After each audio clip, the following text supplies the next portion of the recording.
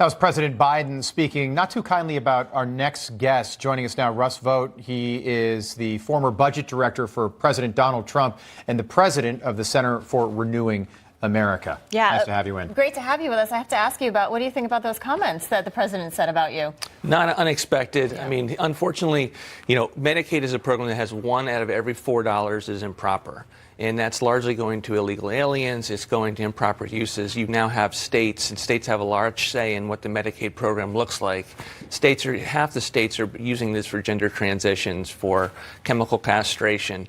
And he is on the verge of mandating that all states, Alabama, Florida, Virginia, go with this gender-affirming surgery. So it's, in my mind... Sex changes. It is, exactly. It is endemic of a woke and weaponized government that we believe the entirety of his bureaucracy is aimed at the American people. But if he wants to have a debate about Medicaid, we will tell that story. And yes, we will attempt to have growth in the number of savings over time that we can use to balance the budget. Yeah, how much damage, by the way, are these what were once fringe policies that are now, because of the policies of this administration, they're mainstream?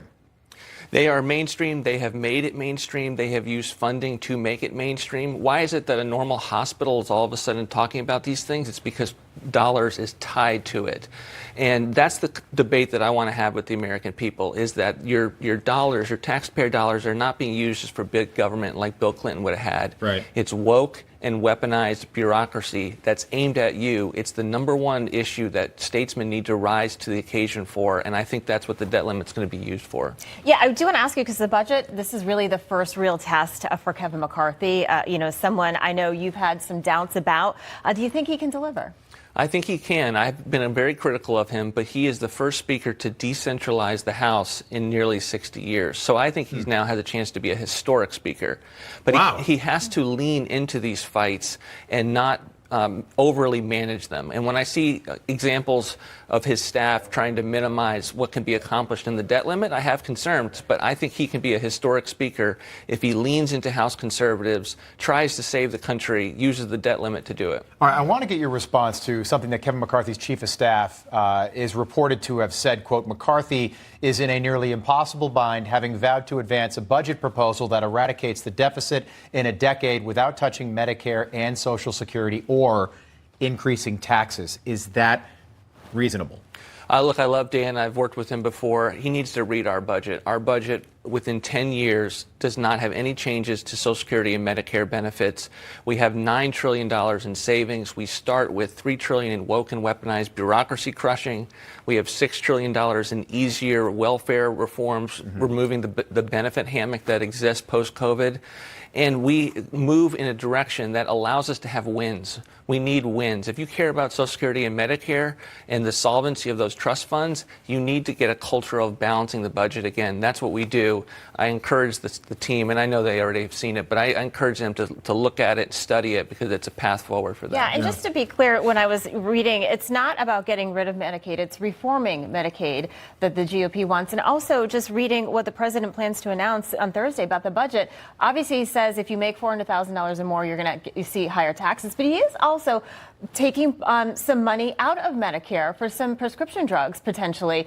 So he blasts Republicans saying you want to get rid of Medicare, but he may actually take some money out of Medicare spending. Well, he's going to have, his policy of trying to negotiate is the strong arm of the federal government coming and saying you're going to pay a particular price for this drug, as opposed to lowering the cost of health care and prescription drugs. And I think the challenge for him is that he's all he's doing is putting forward another tax and spend plan. He's doing nothing to actually change the dynamic with Medicare. And he's going to try to coax Republicans into making this their number one fight on the debt limit. They need to reject that. Okay. Presidential candidate Nikki Haley said recently, quote, lots of Republican politicians love spending and wasting taxpayer money almost as much as Democrats. In the last two Republican presidents added more than $10 trillion to the national debt. Think about that. A third of our debt happened under just two Republicans. What do you make of that assessment? Now, granted, she's running for president, so there's a lot, it's political. But what do you make of that? Well, within the administration, she wasn't exactly a helper to those of us who were trying to control spending. But I largely put it aside and say the Republicans in general haven't been as good as we've needed to be. And this is an opportunity to be able to go after the bureaucracy that's woke and weaponized and get after it. We can't have a Department of Education that is funding schools and teachers to be in the business of culturally responsive learning, which is CRT. It's getting away from grades. It's getting away from having teachers having control of their classrooms. That's the debate. That's the regime that is funding this crap in our nation's schools. And I agree with her. We got to get after it. But we've got to do it in a way that's a leverage point with the debt limit. Yeah, and if a Republican wins in 2024, that is going to be a huge issue. No question. Might not happen until that point. Russ Vought, great to see you again. Thanks for being with us. My pleasure. Thank you.